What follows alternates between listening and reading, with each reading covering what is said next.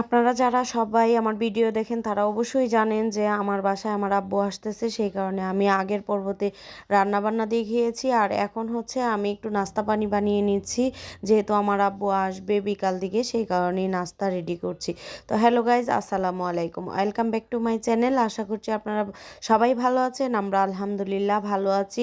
এই তো আমি চলে আসলাম একটু সেমাই রান্না করার জন্য। আর আমি একটু ফ্রুট সালাদও তৈরি করে ফেলেছি, করে আমি একটু ফ্রিজে রেখে দিয়েছি, কারণ সালাডটা ঠান্ডা ঠান্ডা খেতে ভালো লাগে। তো সালাদ করার শেষে আমি চলে আসছি সেমাই রান্না করার জন্য। তো আমি যেভাবে সেমাইটা রান্না করছি সেভাবেই আমি একটু শেয়ার করছি। আর এই সেমাইটা আমি সবসময় রান্না করার সময় একটু ভেজে নিই, যেহেতু ভাজা থাকে সেমাইটা, তারপরেও আমি একটু হালকা ভেজে নিই। আর এই সেমাইটা রান্না করার জন্য আমি কোনো পানি ইউজ করি না, আমি সবসময় এটা শুধু দুধের উপরেই রান্না করার জন্য চেষ্টা করি, কারণ দুধের উপরে রান্না করলে এই সেমাইটার টেস্ট হচ্ছে 3 গুণ বেড়ে যায়, দ্বিগুণ বলবো না, 3 গুণ বেড়ে যায়।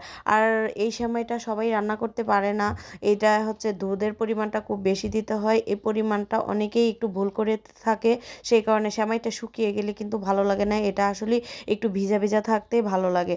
আর এই সেমাইটাই বেশি জাল দিতে হয় না, বেশি জাল দিলে বেশি ফুটে গেলে সেমাইটার মজাটাই চলে যায়। তো দেখতেই পাচ্ছেন আমার সেমাইটা একদমই রেডি হয়ে গেছে, এই অবস্থায় নামিয়ে নিব। আর এই আমার বাচ্চারাও অনেক পছন্দ করে সেমাই, সেই কারণে হচ্ছে সেমাইটাই রান্না করছি। আর বড় কথা হচ্ছে আমার আব্বু আম্মু দুইজনেরই ডায়াবেটিস নেই, আলহামদুলিল্লাহ, এই যুগে এরকম মানুষ পাওয়া যায় না, ডায়াবেটিস ছাড়া বর্তমানে কোনো মানুষই নেই। আর এখন আমি একটু ফ্রুট সালাডটা ফ্রিজ থেকে নামিয়ে নিয়েছি, কারণ হচ্ছে আমার বাচ্চার টিচার আছে বাসায়, তাদেরকে একটু দিব, বাচ্চাদেরকে একটু দিব। আর আমার বাচ্চারা তো খুবই পছন্দ ফ্রুট সালাদ, আর আমি প্রতি রমজান মাসেই ফ্রুট সালাডটা সবসময় রাখার চেষ্টা করি। রমজানে এবার প্রচুর গরম ছিল, সেই কারণে হচ্ছে ফ্রুট সালাদ আমি এক বাটি নিয়ে শুধু সালাদ খেয়েছি, আর কোনো কিছুই খেতে হয়নি। সেই কারণে আমার বাচ্চারাও শিখে গেছে ফ্রুট সালাদ, আমার মেয়ে তো অনেক পছন্দ। আর পাশাপাশি আমার ছেলে আগে খেত না, এখন বর্তমানে দেখতে পাচ্ছি যে সেও ভালোই পছন্দ করে ফেলেছে। এই তো দেখতে পাচ্ছেন আমি বাটিতে বেড়ে নিচ্ছি।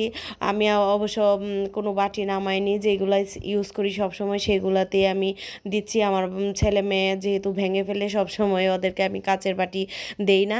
আর টিচারকে আমি দিয়ে দিলাম এখানে নাস্তা, সাথে আমিও নিয়ে নিচ্ছি।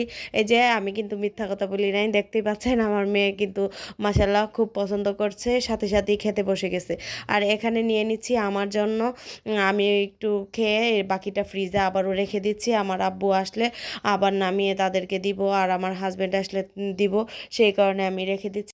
এই তো আমরা নাস্তা শেষ করলাম, শেষ করার সাথে সাথেই আমার আব্বু চলে আসছে। আর আমার ছেলে তো দৌড়ে চলে গেছে, ব্যাগ নিয়ে চলে আসছে, সে তো এটা শিখেই গেছে, কারণ হচ্ছে দেখেছে তার বাবার কাছে, তার বাবাও কেউ আসলে নিজ থেকে যায় ব্যাগটা নিজের হাতে নিয়ে আসে। আর আমার আব্বুরও সেই রকমই অভ্যাস, আমাদের বাড়িতে কেউ যদি যায় তখন আমার আব্বু নিজ হাতে ব্যাগটা নিয়ে আসে। আর আমার মেয়ে তো তার নানাকে দেখে লুকিয়ে পড়েছে, আমার আব্বু বলতেছে তাসনিয়া কোথায়, দেখে যে তাসনিয়া চেয়ারের নিচে লুকিয়ে আছে, ওইখান থেকে বের করে নিয়ে আসছে, নিয়ে আদর করছে। তো ও হচ্ছে বেশি খুশিতে আসলে এরকম করে, ওর বাবাও যখন অফিস থেকে চলে আসে অনেক নাচানাচি করে, খুশিতে নাচানাচি করে, যখন ওর বাবা মানে দরজায় নক করে তখনই সে লুকিয়ে পড়ে। আর ও তো হচ্ছে নানা ভাইয়ের গলা জড়িয়ে ধরে একদম আদর করে দিচ্ছে নানা ভাইকে। আর আমার মেয়েটা হচ্ছে আমার ছোট বোনের ছেলে আছে একটা, জারিফ, তো ওর সাথে সবসময় একটু প্রতিযোগিতা, সবসময় বলে যে নানাভাইকে আমার কাছে রাখবো, নানাভাই কেন ওর কাছে থাকে। আর আমার ছেলে মেয়ে তো অনেক খুশি, সারাদিনই বলছে যে নানাভাই কখন আসবে কখন আসবে, অবশেষে নানাকে পেয়ে তো অনেক খুশি হয়ে গেছে। আর আমি এখানে আমার আব্বু একটু ফ্রেশ হচ্ছে, ফ্রেশ হওয়ার পরই আমি নাস্তা দিয়ে দিলাম। তো নাতিরাও বসে গেছে সাথে, হাজার নাস্তা করলেও তাদের তো নানার সাথে খেতেই হবে। আর আমি পাশাপাশি একটু চাও করে নিয়েছি। তো আমার ভিডিওটা কীরকম হয়েছে, ভালো লাগলে অবশ্যই লাইক কমেন্ট শেয়ার করে দিবেন। আল্লাহ হাফিজ।